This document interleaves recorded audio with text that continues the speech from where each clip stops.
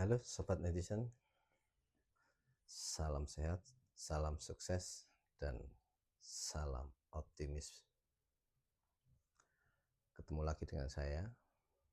Gimana? Kemarin sudah lihat video saya sebelumnya yang mengenai menjadi juragan hanya dalam 1 tahun. Nah, kalau belum silahkan tonton di video saya sebelumnya, karena ini juga ada kaitannya dengan itu. Jadi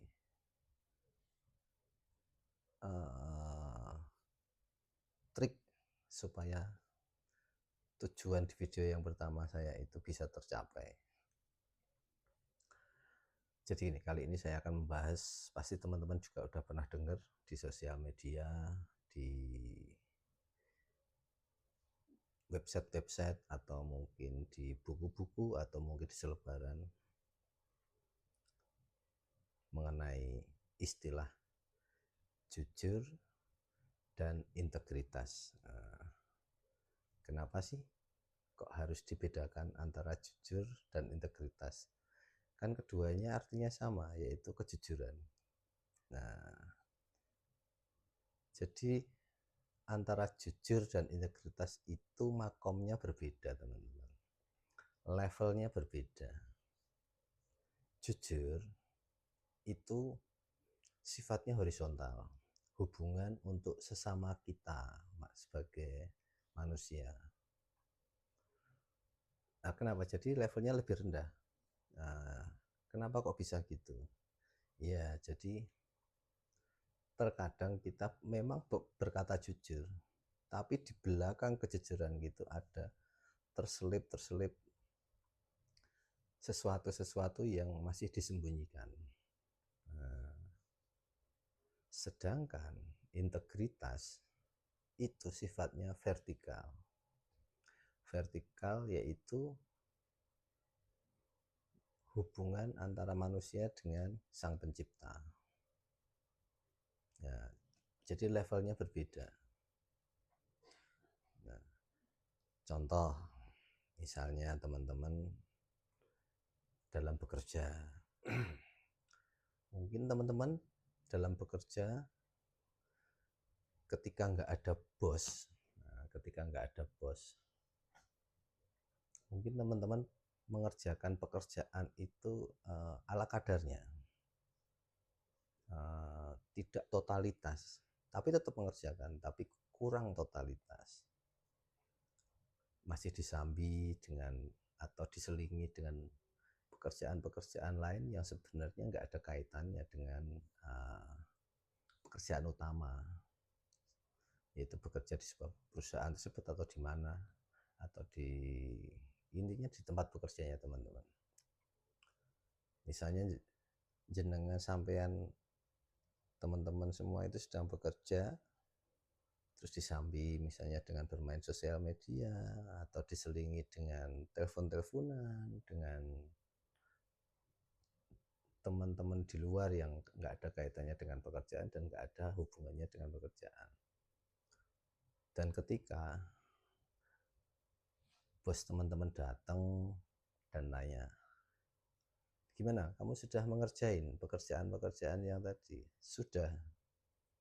Nah, memang benar sudah dikerjakan, tapi kan tidak menunjukkan bahwa pekerjaan teman-teman itu secara utuh, bahwa selain mengerjakan pekerjaan kantor atau pekerjaan teman-teman menyelingi pekerjaan tersebut dengan sesuatu hal yang lain yang ada kaitannya dengan pekerjaan teman-teman tersebut. Tapi kalau integritas, teman-teman itu dalam mengerjakan sesuatu itu lebih merasa bahwa nggak perlu bos yang mengawasi, karena yang mengawasi teman-teman adalah dalam diri teman-teman itu merasa diawasi oleh Sang Pencipta. Oh iya, saya sudah diberikan pekerjaan ini adalah sebuah rezeki dan tempat ini adalah titipan ladang rizki yang dititipkan Tuhan, dititipkan Sang Pencipta untuk saya. Jadi saya harus mengerjakan secara sungguh-sungguh. Jadi teman-teman merasa,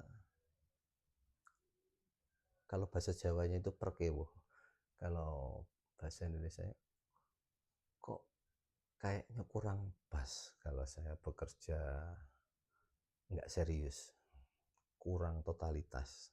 Nah, jadi selama jam kerja teman-teman akan selalu totalitas karena merasa diawasi oleh yang di atas. Itu contoh kalau bekerja. Contoh yang lain adalah ketika teman-teman di luar dari pekerjaan kantor atau berhubungan sosial dengan masyarakat luas. Jadi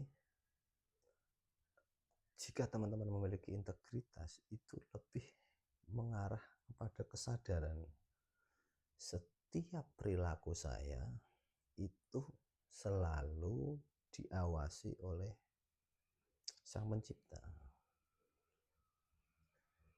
Itu levelnya, makomnya lebih tinggi dari sekedar jujur tadi gitu. Sudah paham ya teman-teman?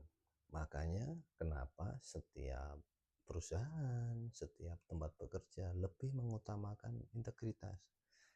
Karena perusahaan atau tempat pekerjaan yang mencari karyawan ini menginginkan punya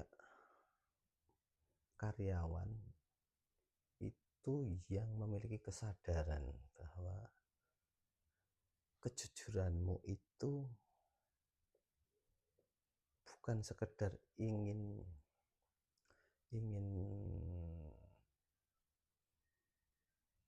tampak bagus hanya sekedar untuk pencitraan, melainkan sebagai tanggung jawab pribadi bahwa memang seharusnya saya melakukan pekerjaan ini secara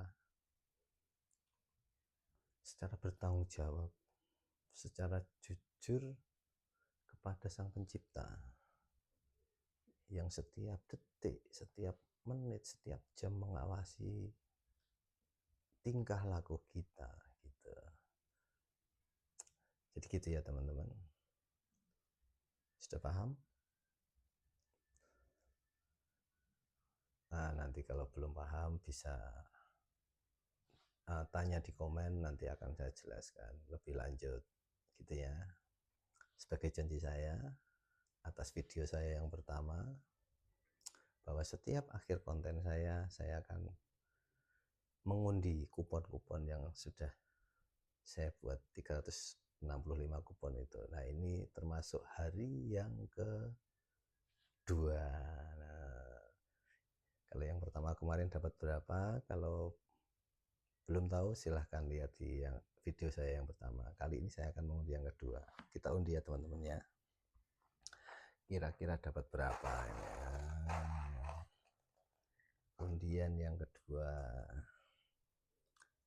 Oke, kita undi dulu ya teman-teman. Sebentar.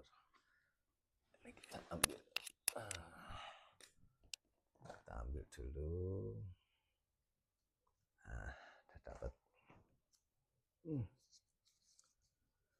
Wah, 154.000 teman-teman. Besar juga ya. Besok kita atur strateginya. Gimana? Biar besok kita dapat 154.000. Jadi nanti besok saya akan memasukkan uang sejumlah 154.000 ke dalam amplop. Nanti kita bongkar di akhir tahun. Oke teman-teman. Sekian video dari saya. Jangan lupa subscribe, like, dan komen. Dan jangan lupa dibagikan ke teman-teman ya. Salam sehat, salam sukses, salam optimis. Kita kaya bersama seperti kata Pak Purbaya. Oke?